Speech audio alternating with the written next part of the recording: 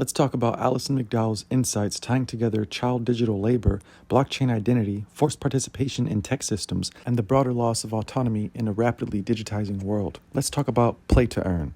It's child digital labor disguised as progress. Alison McDowell warns that children are being rebranded as digital laborers, and it's being sold to the public as play to earn, a fun, harmless way for kids to learn, earn tokens, and interact with technology. But under the surface, it's far more dystopian. Giving kids smartphones or tablets doesn't connect them to the world. It disconnects them from real human connection, from nature, and from self-reflection. While apps may look like learning tools, the real learning is happening on the other end. For AI, children are the data source. The AI is the learner. The more AI learns from them, the more autonomous it becomes, and the less autonomous they become.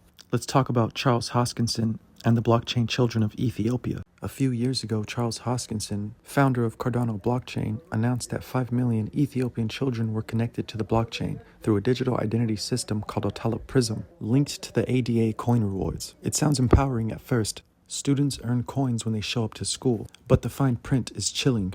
Every action is tracked, the identity is permanent. If they miss school, they miss a payment. And the lack of attendance is permanently recorded on their blockchain identity. Imagine being 8 years old and having your economic reputation decided by an app. That's not empowerment. That's economic behavioral conditioning. Normalization of surveillance labor in childhood. Earning coins for completing tasks, attending school, or engaging with apps might feel exciting to kids, but it's digital wage labor, normalized from an early age. Children become gamified workers, conditioned to trade behavior for rewards, training AI in the process. Their actions feed machine learning systems which eventually replace human jobs, agency, and creativity, creating a system where the machine gets smarter and the human gets more dependent. Disabled people and telepresence labor.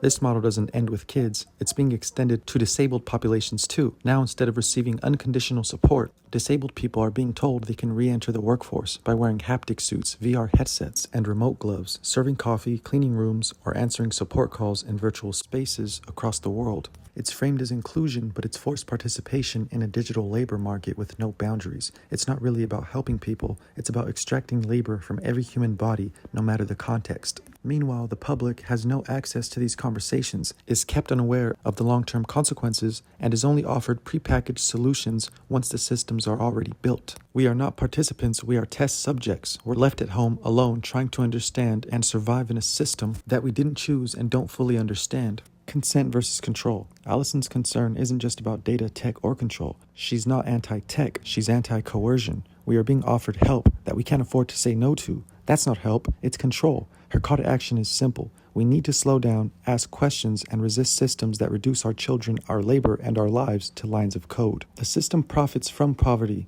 not solving it. The current digital shift isn't about ending poverty, it's about monetizing it. In this system, your struggle becomes someone else's profit. Private investors fund solutions to poverty. Your behavior is tracked to prove those solutions work. If the data shows improvement, they get paid, often with public money. But if poverty ends, the profit model collapses. So the goal isn't to eliminate poverty, it's to manage it, measure it, and make it pay. Alison McDowell's warning, they've financialized human suffering. You don't end poverty when poverty becomes your revenue stream. You perpetuate it, track it, and rebrand it as social innovation. Our public social safety services, like free healthcare, housing support, food assistance, are being dismantled. In their place, we get privatized digital services tied to blockchain digital IDs, behavioral data, and conditioned access. You must now prove you're worthy of help through an app, through your biometrics, through constant surveillance, and they're calling it progress. The end game is this. The poor and working class are being moved into a digitally managed caste system. You'll need a digital ID to access services. Your eligibility will be determined by algorithms. Your behavior will be tracked to determine whether you stay compliant. This isn't support, it's social control wrapped in code. Alison highlights social impact bonds, SIBs, financial instruments that allow private investors to profit from human behavior. These systems turn people into performance-based investments. If a child avoids prison or someone completes rehab, investors get paid. It's gamified human life. Data-driven gambling on futures of the poor. It's eerie similar to Squid Game. The poor compete for survival while the elite place bets on their success or failure from behind glass walls. Why AI and tech companies care about mapping the brain. To create true artificial intelligence, or AGI, artificial general intelligence, systems need to learn not just what humans say or do, but how we think. That means mapping not just brain activity, but also the structures and patterns of how we process emotions, make decisions, or imagine things. This is where EEG, electroencephalogram, comes in. What EEG does, It reads the electrical activity of your brain, non-invasively, through the scalp. It captures real-time brainwave data, attention, focus, stress, emotions, even intention. The more people use neurotech headsets, especially in gamified or educational settings, the more data is collected. The more diverse patterns from different brains are fed into machine learning models. This improves AI's ability to simulate and predict human cognition. The goal is to build a machine that thinks like a human. To do that, they need millions of EEG scans from different people, ages, cultures, and environments. To model how synapses fire during emotional or cognitive tasks. To teach AI how to respond like a human would. What happens next? As AI learns from this EEG and neural data, it becomes more lifelike. It can interact, manipulate, and emphasize in ways that feel real. Eventually, it may be integrated into avatars, robots like Sophia, or digital assistants. But there's a trade-off. The more data AI consumes from us, the more we train it, the less autonomous or private we become. Cesium, the game, and digital twins. There's an online game called Cesium known for its stunning hyper-realistic 3D globe built from satellite imagery. But this isn't just a game, it's a preview of reality. With advances in geospatial tech, satellites, and smart dust sensors, the goal is to digitally twin the entire world, every building, person, and ecosystem. Why? Because data is the new gold. When every move is tracked, everything becomes predictable, measurable, and most importantly, profitable. We've evolved through 4 industrial revolutions. Industry 1.0, steam and mechanization. Industry 2.0, electricity and assembly lines. Industry 3.0, computers and automation. And Industry 4.0, AI, IoT, robotics, digital twinning, and telepresence labor. Alison notes how early industrialists called trains the iron horse, replacing wild buffalo and ecosystems with machines. Today we're repeating that pattern, but replacing natural life itself with digital replicas and synthetic proxies. Alison warns of a future filled with geofences, invisible digital perimeters that track and shape our behavior in real time. Think of Minority Report. As we move through cities or schools, our digital identities will be targeted with ads, nudges, and interventions, all dictated by behavioral algorithms. Her hashtags say it all. Merge with nature, resist the artificial takeover, nature not nano, defend the organic, and don't geofence me in. Reject digital control zones. Even the United Nations has openly discussed a shift to a rules-based global order, not guided by the law of nature, but by man-made systems, coded by engineers and governed by algorithms. The law of the jungle, natural instincts, chaos, unpredictability, is being replaced by machine logic, total visibility, and enforced order. This isn't just about tech, it's a philosophical takeover. A replacement of the wild with the programmable, a future where nature is simulated, not lived. It's not about safety, it's about control, prediction, and profit. We're being turned into data-generating, programmable assets. Our thoughts, our feelings, even our biology, fed into a system built by those who profit from keeping us poor, controlled, and compliant. This is the thing about Lego that I wanted to point out, is that Learning Economy Foundation that's connected with the World Bank, they've partnered with Learning Economy. And again, they go way back to with MIT Media Lab, funding MIT Media Lab from the very beginning, developing a wallet, a digital wallet for children to store their digital records of their learning.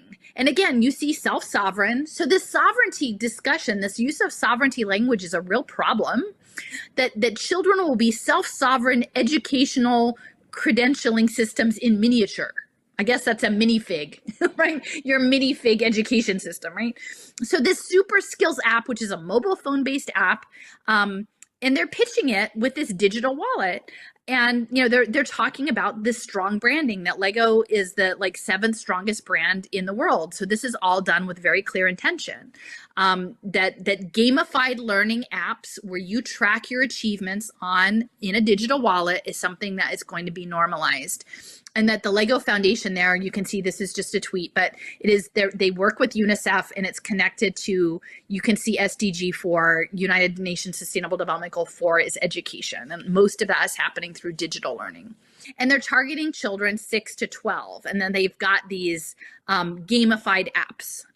So it talks about, and they're interested in finding content partners, right? Creative content partners, right? And so, hey, if you're interested, email this, C Reynolds at whatever to figure it out, because they're super excited about creating their Lego digital wallet to track 6-year-olds. And this is the game, right?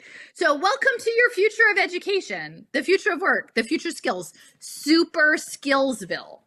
They can't actually come up with a better title than Super Skillsville. And they've got this idea already of pathways, right? Your GPS. We've got the pathway, you follow the path. You find the treasure. You do this. Like, here is your book of adventures. Choose. But the only choices you have are the choices we've already programmed into the system. And I would say, so the first two are gamification. And again, this gets back to like, well, why would it be a problem for kids to get paid by doing video games for things they like? Well, because it feeds into the Lego Foundation Human Capital Digital Economy, Human Capital Finance metaverse program. But the last one, I will just say this third image is paper airplanes. Earn physical skill resources. You're earning resources. Learn how to build a paper plane. So there's clearly a video. It looks like, well, I don't know exactly how long this video is. It says it's a 30 to 60 minute time frame for one player. So you're not supposed to actually do it with anyone. Ages 2 to 6. So on this one, like, you could be 2 years old and they're giving you a badge. It's crazy. Like, it's insanity. And yeah, it's truly happening. Since it's a video, like, how would you earn the skill? Like, there's probably some content you absorb in that course of 30 to 60 minutes, and then you demonstrate it, right? Like, you've got a phone and you'll have to take a video or something to earn the badge to get it in your digital locker. So yeah, Super Skillsville. Welcome to your future education, teachers, because it's all your fault for going along.